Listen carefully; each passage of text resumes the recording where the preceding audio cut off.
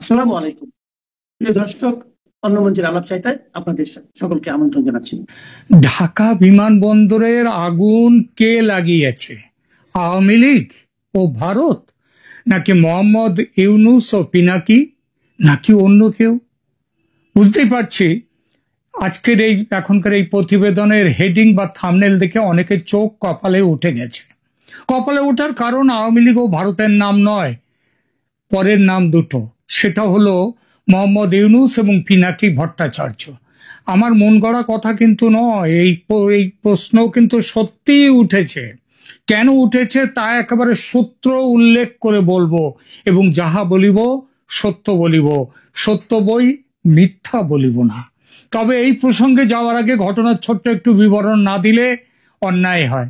গতকাল 18 অক্টোবর দুপুর বা বিকেল যেটাই বলেন না কেন, 2টো নাগাদ গেট নম্বর 8-এর কাছে কার্গো ভিলেজ এলাকায় আগুন লাগে, যেখানে আমদানি করা, মানে কার্গো ভিলেজের একটা আমদানির জন্য একটা অংশ আছে, একটা জায়গা আছে, আবার মানে বিল্ডিং, আবার রপ্তানির জন্য আলাদা কার্গো ভিলেজ, তার আলাদা জায়গা আছে।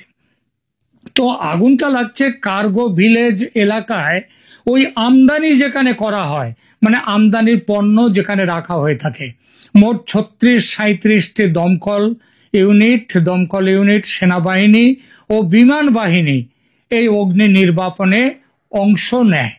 বিমানবন্দরের কার্গো ভিলেজে লাগা এই আগুন 7 ঘন্টার বেশি সময় ধরে জ্বলার পর রাত 9টা 18 মিনিট নাগাদ, মানে গতকাল, সেটা সম্পূর্ণভাবে নিয়ন্ত্রণে আনা হয় বলে বন্দর সূত্রের খবর।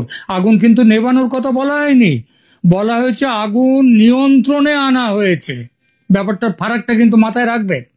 ফায়ার সার্ভিস ও সিভিল ডিফেন্সের মহাপরিচালক ব্রিগেডিয়ার জেনারেল মোহাম্মদ জাহেদ কামাল তিনি নিশ্চিত করেছেন যে মোট 37টি দমকল ইউনিট আগুন নেভাতে কাজ করেছে। আগুন নিয়ন্ত্রণে আসে রাত 9টা 6 মিনিটে, মানে নিয়ন্ত্রণে আসার পর 9টা 6 মিনিটে প্রথম বিমানবন্দর থেকে ছাড়ে বা ফ্লাইট অপারেশন আবার চালু হয়। তবে আগুন নিয়ন্ত্রণে এলেও পুরো নিভে যায়নি, আগেই বলেছি। পরদিন মানে আজ সকাল 9টাতেও কার্গো ভিলেজ থেকে ধোঁয়া বের হচ্ছে বলে খবর পাওয়া গেছে। আগুন শুধুমাত্র আমদানি কার্গো বিভাগে সীমাবদ্ধ ছিল, রপ্তানি কার্গো এলাকা অক্ষত। এবার আসি ক্ষয়ক্ষতির প্রসঙ্গে দুটো কথায়। একটা স্বস্তির কথা একটা হলো যে কোনো প্রাণহানি হয়নি, যদিও আহত হয়েছেন অন্তত 35 জন। এই 35 জনের মধ্যে 25 জন হচ্ছে হতভাগ্য আনসার বাহিনীর সদস্য। তারা সব জায়গাতেই আগে আগে যেতে হয় তাদের, অথচ মারও খায় তারা। এবং 10 জন পুলিশ বাহিনীর লোক। এই 35 জন কমপক্ষে আহত হয়েছেন খবর পাওয়া যাচ্ছে।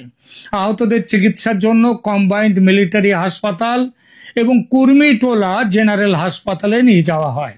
কয়েকজনের অবস্থা আশঙ্কাজনক, তবে এখনো পর্যন্ত কোনো মৃত্যুর খবর নেই। এইবার আর্থিক ক্ষয়ক্ষতি প্রসঙ্গে দুটো কথা। International air express association of বাংলাদেশের সভাপতি কবির আহমেদ খান জানিয়েছেন যে এই আগুনে সরাসরি, মানে প্রত্যক্ষ এবং পরোক্ষ, এই দুই দিক মিলিয়ে মোট ক্ষতির পরিমাণ 1 বিলিয়ন, মানে তার সহজ হচ্ছে 100 কোটি। আর সেটা বাংলাদেশি টাকাতে ওই 1 বিলিয়ন মার্কিন ডলারের, তার মূল্য হচ্ছে প্রায় 12,214 কোটি টাকা। এই পরিমাণ টাকার ক্ষতি হয়েছে এটা মনে করা যেতে পারে, এর থেকে কিছু বেশিও হতে পারে। আর ক্ষতিগ্রস্ত হয়েছে কোন ধরনের পণ্য? কার্গো ভিলেজে যেসব পণ্য পুড়ে গেছে তার মধ্যে রয়েছে তৈরি পোশাক, মূলত চীন থেকে আসা পোশাক। বাংলাদেশ শুধু কিন্তু পোশাক রপ্তানি করে না, রেডিমেড পোশাক আমদানিও করে। এই আমদানিটা দু রকমের হয়, একটা হচ্ছে চীন থেকে আসে কিছু পোশাক, আর একটা জিনিস হচ্ছে সেটা হচ্ছে বিভিন্ন দেশ থেকে তারা পাঠিয়ে দেয় কি ধরনের পোশাক বানাতে হবে, তার নিয়ম হিসেবে নির্দেশনা দিয়ে কিছু পোশাক পাঠিয়ে দেয়, সেগুলো নষ্ট হয়েছে। রেডিমেড গার্মেন্টস তৈরির যে কাঁচামাল, যেমন বোতাম, জিপার, ফ্যাব্রিক, এসবগুলো বিদেশ থেকে আমদানি করতে হয়, সেগুলো হয়েছে। এরপরে ইলেকট্রনিক্স পণ্য, যন্ত্রপাতি ও মেশিনারি পার্টস ক্ষতি হয়েছে।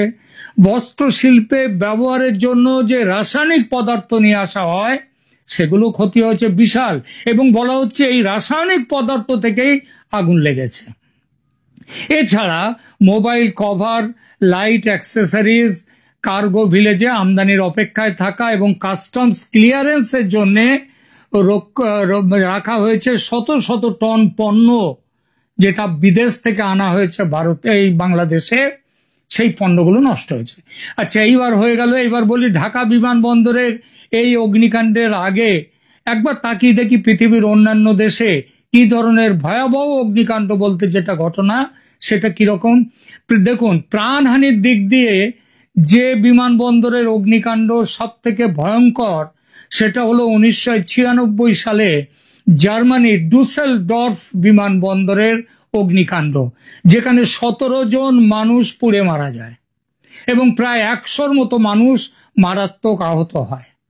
ঢাকা বিমানবন্দরে গতকালের আগুন হতাহতের বিচারে ভয়ঙ্কর নয় অবশ্যই, কারণ বলেছি যে সেখানে 35 জনের মতো আহত প্রাথমিকভাবে।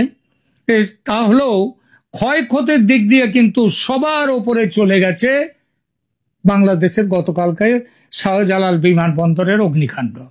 এর সঙ্গে একমাত্র তুলনা করা যায় 2013 সালে আফ্রিকার কেনিয়ার নাইরোবি বিমানবন্দরের অগ্নিকাণ্ড। ঢাকা বিমানবন্দরের আর্থিক ক্ষতির পরিমাণ আগেই বলেছি $1 বিলিয়ন, 12,000-12,500 কোটি টাকার কাছাকাছি। এইবার আসি আমাদের মূল প্রসঙ্গটিতে। আগুন লাগলো নাকি কেউ লাগালো? সরকার তদন্ত কমিটি বসিয়েছে, 5 দিনের মধ্যে রিপোর্ট দেবে এই কমিটি। সেই রিপোর্ট তৈরি হবে কার মুখের দিকে তাকিয়ে, মানে কার মুখ চেয়ে, তাকে বাঁচানোর জন্যে, কার নির্দেশে। হ্যাঁ, তো এইসব অনেক কিছু ব্যাপার থাকবে তার মধ্যে, এবং সেই কার রিপোর্টে কারকে বাঁচাবার জন্যে, কার নির্দেশে, কার মুখ চেয়ে রিপোর্ট হবে সেটা তো দেবান ও জানন্তি কুত মনুষ্যা। কারণ এসব কমিশন সম্পর্কে একটি সাধারণ কথা আছে, সেটা হলো কমিশন তদন্তের জন্য, সত্য তদন্তের জন্য কখনো কমিশন বসানো হয় না। কমিশন বসানো হয় সত্যকে মেরে ফেলতে, সত্যকে ধামাচাপা দেওয়ার জন্য। আর সেই কমিশন পরে কি বলবে, তার রিপোর্ট বাজারে সরকার বের করবে কিনা, সেসব অনেক পরের কথা। রিপোর্টে সরকারের সমালোচনা থাকলে বাইরে বেরোবে না সে রিপোর্ট, এটা জানা কথা। অতএব রিপোর্ট ছেড়ে বাজারে মানুষকে কি বলছে একটু দেখি, এটা একটু দেখি। আমার বিশ্বাস এইভাবে আমার এই চ্যানেল ছাড়া অন্য কোনো চ্যানেলে এই জিনিসটা পাবেন না। অন্তর্বর্তী সরকারের ছাত্রদের বাড়বাড়ন্ত বর্তমানে বেশ খানিকটা কমে এসেছে। এখন ছাত্রদের রাজনৈতিক দল, যেটা ইউনূসের নিজের দলও বটে, সেই এনসিপি পাবলিক সাপোর্টের অভাবে প্রায় খরচের খাতায় চলে গেছে। তবু সেই যে বলে না, বিষ নেই তবু কুলোপানা চক্কর, সেই ভাব এই দলের নেতাদের। তারা যখন তখন যা খুশি বলেন আর নিজেদেরকে একেবারে ওই যে ধোয়া তুলসীর পাতা বলে রাখেন মানুষের সামনে। দলের নেতা সাম্প্রতিক বড় বড় অগ্নিকাণ্ডের ঘটনা নিয়ে, দলের সেই নেতার নাম হচ্ছে সার্জিস আলম, তিনি বড় বড় অগ্নিকাণ্ডের ঘটনা সম্প্রতিকালে যা বাংলাদেশে হচ্ছে তাই নিয়ে একটা লম্বা থিসিস গোছের বক্তব্য জারি করেছেন। জাতীয় নাগরিক কমিটির প্রধান সংগঠক শ্রীযুক্ত সার্জিস আলম ইতিপূর্বে একাধিক অগ্নিকাণ্ডের ঘটনায় আওয়ামী লীগ ঘনিষ্ঠদের হাত রয়েছে বলে মন্তব্য করেছেন। 2024 সালে একটু পেছনের দিকে যান, ডিসেম্বরে সচিবালয়ে ভয়ঙ্কর অগ্নিকাণ্ড হলো, সব পুড়ে গেল। তারপর তিনি বলেছিলেন যে এটি একটি পরিকল্পিত ষড়যন্ত্র এবং শেখ হাসিনার এজেন্টরা বিভিন্ন দুর্নীতি ও অপরাধের নথিপত্র নষ্ট করার জন্য এই আগুন লাগিয়েছে। আচ্ছা, তার তো একটা কমিশন বসেছিল, সেই কমিশন কি রিপোর্ট দিয়েছে? কমিশন কিন্তু রিপোর্ট হয়তো দিয়েছে, আর না দিলে কেন দেয়নি সেটা নিয়ে কেউ প্রশ্ন করেনি, এবং দিয়ে থাকলে কি রিপোর্ট দিয়েছে সেটা কিন্তু সরকার বলছে না। সার্জিস আলম আরো বলেছিলেন যে বাংলাদেশে আওয়ামী লীগের দালালরা এখনো আমলাতন্ত্রে লুকিয়ে আছে এবং তাদের শেকড় উপড়ে ফেলতে হবে। 2025 সালের আসুন, এবছরই আসুন, আগস্টে মিরপুরের শিয়ালবাড়িতে আগুন লাগলো ভয়ঙ্কর। অগ্নিকাণ্ডের পর সার্জিস আলম বলেছিলেন, আমি বিভিন্ন স্থানে আগুনের ঘটনাগুলোকে বিচ্ছিন্ন ঘটনা বলে মনে করি না, এগুলো একটা ষড়যন্ত্রের অংশ। একেবারে থিসিস লিখেছেন। তবে শাহজালাল বিমানবন্দরের সাম্প্রতিক আগুন নিয়েও তিনি সেই তার পুরনো লাইনে আছেন এবং আওয়ামী লীগকে দাবি করেছেন, আওয়ামী লীগকে দায়ী বলে দাবি করেছেন এবং সেই সঙ্গে ভারতের নামও টেনে এনেছে। কারণ আওয়ামী লীগ যাদের, ভারত যাদের মামার বাড়ি, বাংলা ছাড়ো তাড়াতাড়ি, এই বলে তো আওয়ামী লীগকে সমালোচনা করেছিলেন। মানে আওয়ামী লীগ ভারত যেন এক জায়গায় রেখে দিয়েছে এই নেতারা, এই সার্জিস আলমরা। পিনাকি ভট্টাচার্যের কথায় আসি। পিনাকি ভট্টাচার্য আপনারা জানেন, তার কথায় তিনি ফ্রান্সে বসে ফতোয়া দেন, আর সেই ফতোয়া মাফিক বাংলাদেশে তার অনুচররা, এবং সেই অনুচররাই এখন ক্ষমতায় বসে আছেন, তারা সেই অনুযায়ী করেন। যখন ওই বড় মূর্তি ভাঙতে হবে, পিনাকি ভট্টাচার্যের ফতোয়া। 32 নম্বর ভাঙতে হবে, পিনাকি ভট্টাচার্যের ফতোয়া। এই ফতোয়ায় একটুখানি টান পড়ে গেছে সম্প্রতি।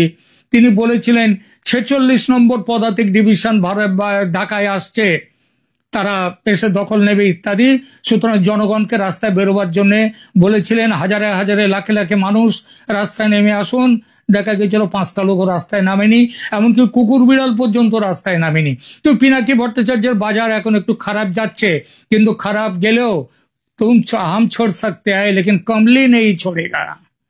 তো কমলি মানে পিনাকি ভট্টাচার্য কেন ছাড়বেন? এই বাংলাদেশি অ্যাক্টিভিস্ট পিনাকি ভট্টাচার্য দীর্ঘদিন ধরে ভারত বিরোধী, আওয়ামী লীগ বিরোধী এবং ইন্ডিয়া আউট প্রচারণার সাথে যুক্ত। তিনি সোশ্যাল মিডিয়ায় এবং ইউটিউবে ভারত, হিন্দু ধর্ম এবং মোদী সরকারের বিরুদ্ধে নিয়মিত বিষোদ্গার করেন। শাহজালাল বিমানবন্দরের আগুন নিয়ে পিনাকি একটি ইঙ্গিতমূলক স্ট্যাটাস দিয়েছেন। তবে তিনি বলেছেন যে পিনাকিকে তিনি এই একই কথা, তিনি এখানেও ভারতের হাত দেখেছেন এর পেছনে, এই আগুন লাগার পেছনে। তবে পিনাকিকে পাকিস্তানের গোয়েন্দা সংস্থার এজেন্ট হিসেবে, আইএসআই এর এজেন্ট হিসেবে আজকাল কিন্তু অভিযুক্ত করা হচ্ছে। তার বিরুদ্ধে বাংলাদেশেও একাধিক মামলা রয়েছে। শুধু পিনাকি এবং সার্জিস আলম নয়, বেশ কিছু রাজনৈতিক নেতা ও সক্রিয় ব্যক্তিত্ব এই আগুনের পেছনে আওয়ামী লীগ ও ভারতের যোগ আছে, সম্পৃক্ততা আছে, সে কথা বলেছেন। সামাজিক মাধ্যমে কিছু অ্যাকাউন্টে সরাসরি আওয়ামী লীগকে দাবি করে পোস্ট করা হয়েছে। যেমন বিডি মিলিটারি এই পোর্টালে একটি টুইট, যেখানে বলা হয়েছে Awami League is carrying out sabotage across Bangladesh. Their latest target was the cargo village at the international airport in Dhaka. কিন্তু এই ধরনের দাবি কোনো সরকারি বা নিরপেক্ষ তদন্ত দ্বারা প্রমাণিত হয়নি, তবু তারা বলে যাচ্ছে। তো তাদের কথা যখন বললাম, এবং হ্যাঁ, এখানে ভারতীয় গোয়েন্দা সংস্থার আপনারা জানেন যে 4 জন কর্তা তারা ঢাকা সফর করেছেন, অক্টোবরের 14 থেকে 16 তারিখে বাংলাদেশে ছিলেন, এবং তারা সব মিলিটারি ইন্টেলিজেন্স ভারতীয় বাহিনীর তার অংশ। এবং এটা ইউনূস সরকার গঠনের পর প্রথম ভারতীয় সামরিক গোয়েন্দা প্রতিনিধি দলের সফর। এই সফর নিয়ে কূটনৈতিক মহলে অস্বস্তি ও সন্দেহ সৃষ্টি হয়েছিল বাংলাদেশে। সফরটি তাই খুব কম লো প্রোফাইলে রাখা হয়, কারণ কিছু ছাত্র সংগঠন প্রতিবাদ করতে চেয়েছিল, সংকল্প করতে চেয়েছিল। ভারতীয় প্রতিনিধি দল বাংলাদেশ সেনাবাহিনীর বিভিন্ন জায়গায় গেছে, এরপর তাদের সাথে মিটিং করেছে, ক্লোজ ডোর মিটিং করেছে। 16ই অক্টোবর বাংলাদেশের সেনাপ্রধান জেনারেল ওয়াকারুজ্জামান তারপরে লালমনিরহাট ও ঠাকুরগাঁয়ের 2টো পুরনো এয়ার স্ট্রিপ পরিদর্শনেও যান। তো এই বলা হচ্ছে একটা দল বাংলাদেশ এখন বলতে শুরু করেছে, এই যে আগুন লাগলো শাহজালাল বিমানবন্দরে, এর সাথে ভারতের ওই সামরিক গোয়েন্দা দলের প্রতিনিধি দলের তাদের যে সফর, সেই সফরের সম্পর্ক আছে। তারাই এটা তাদের লোকদেরকে অ্যাক্টিভেট করে এইসব কাজকর্ম করছে, এটাও বলছে। এসব পড়তে পড়তে মনে হচ্ছে কি জানেন, সেই রবি ঠাকুরের পুরাতন ভৃত্য কবিতার দুটো লাইন, যা কিছু হারায় গিন্নি বলেন কেষ্টা বেটাই চোর। এবং এই লাইনে যে বাংলাদেশে এখন যা কিছু খারাপ ঘটছে, যা কিছু খারাপ চলছে, তার পেছনে দুটো নাম, আওয়ামী লীগ আর ভারত। বাঁদরামির একটা সীমা থাকা উচিত। এবার আসি এই শ্রীযুক্ত পিনাকি এবং নোবেল জয়ী ডক্টর মোহাম্মদ ইউনূসের নামে আগুন লাগানোর অভিযোগ যারা তুলছে, তারা কেন তুলছে, কিসের ভিত্তিতে তুলছে, সেই অভিযোগ, সেই বিষয়টিতে আসে। জাতীয় বিপ্লবী পরিষদ বা ন্যাশনাল রেভলিউশনারি কাউন্সিল নামে একটি গোষ্ঠী দাবি করেছে যে শাহজালাল বিমানবন্দরের আগুন পিনাকি গ্রুপের ষড়যন্ত্র এবং নির্বাচনকে ব্যাহত করার উদ্দেশ্যে নাশকতা। জাতীয় বিপ্লবী পরিষদ বিমানবন্দরে অগ্নিকাণ্ডের পেছনে নির্বাচন না করার জন্য পিনাকি গোষ্ঠীর ষড়যন্ত্র বলে দাবি করেছে। নির্বাচন কারা কারা চায় না? চায় না পিনাকি, তো চাই না। আর চায় না কে? সব থেকে বেশি কে চায় না? মোহাম্মদ ইউনূস। তিনি মৃত্যু পর্যন্ত ক্ষমতায় থাকতে চান, সুতরাং নির্বাচন চায় না। সুতরাং এই দুজনের মিলি ভগতে আগুন লাগানো হয়েছে। এবার কি বলছে জাতীয় বিপ্লবী পরিষদ? জাতীয় বিপ্লবী পরিষদ হযরত শাহজালাল আন্তর্জাতিক বিমানবন্দরে ভয়াবহ অগ্নিকাণ্ডের ঘটনায় সরকারের ভূমিকা নিয়ে প্রশ্ন তুলেছে। সংগঠনের আহ্বায়ক খোমেনি এহসান তিনি দাবি করেছেন যে অগ্নিকাণ্ডের ঘটনাটি ফেব্রুয়ারির নির্বাচন বন্ধ করার ষড়যন্ত্রের অংশ। 18 অক্টোবর শনিবার এক বিবৃতিতে খোমেনি এহসান বলেন, ফেব্রুয়ারির নির্বাচন নাশকতার জন্য পিনাকিদের আগুন এখন ঢাকার হযরত শাহজালাল বিমানবন্দরে। মনে রাখবেন, শরৎ এবং শীতকালে বাংলাদেশে আগুন লাগার কোনো কারণ নেই যদি না আগুন নেভানো হয়, যদি না আগুন লাগানো হয়। তিনি বলেন, ধারাবাহিক অগ্নিকাণ্ডে অন্তর্বর্তীকালীন সরকারের ভূমিকা সন্দেহজনক হয়ে উঠছে। সরকারের আচরণে এমন মনে হচ্ছে আগুন লাগার ঘটনায় তাদের নীরব সম্মতি রয়েছে। শুধু সম্মতি নয়, তাদের প্রশ্রয় নয়, তাদের এখানে হাত আছে। এখনো কোনো ঘটনায় কাউকে বরখাস্ত করা হয়নি, সিসিটিভি ফুটেজও প্রকাশ করা হয়নি। খোমেনি এহসান আরো বলেন, 1 বছরের বেশি সময় ধরে সেনাবাহিনীকে ম্যাজিস্ট্রেট ক্ষমতা দিয়ে মোতায়েন করা হয়েছে, তাই অগ্নিকাণ্ডের ঘটনার জন্য সেনাবাহিনীকেও জবাবদিহি করতে হবে। একই সাথে পুলিশ এবং গোয়েন্দা সংস্থাগুলিকেও দায়িত্ব নিতে হবে। তিনি অভিযোগ করেন যে রাজধানীর রূপনগরের শিয়ালবাড়িতে অগ্নিকাণ্ডে 16 জন শ্রমিক পুড়ে মরল এবং তাদের পুড়ে মরার পরেও সরকার কোনো তদন্তের ফলাফল প্রকাশ করেনি। বরং ওই পুড়ে মারার 2 দিন পরে সরকার জুলাই সনদ ঘোষণা করল, উৎসব মুখর পরিবেশ তৈরি করে। প্রিয় দর্শক, আমি জানি যারা এই অভিযোগ করছেন, এই অভিযোগের সঙ্গে আপনাদের অনেকেই হয়তো সম্মত নন, আপনাদের বিরোধ থাকতেই পারে। আমারও বিরোধ আছে, কারণ এটাকে মানলে তো ওটাকে মানতে, সবকটাকে তো একসাথে মানা যায় না। সুতরাং আপনাদের কি মনে হয়? আমি তো পুরো অবস্থাটা আপনাদের সামনে রাখলাম, এবার আপনাদের কি মনে হয় সেটা বলবেন। এটা কি কোনো দুর্ঘটনার জন্য ঘটেছে নাকি নাশকতা হলে কে বা কারা করেছে এই কাজ? আপনাদের মতামত জানান। এখনকার মতো এখানেই রাখছি। ধন্যবাদ।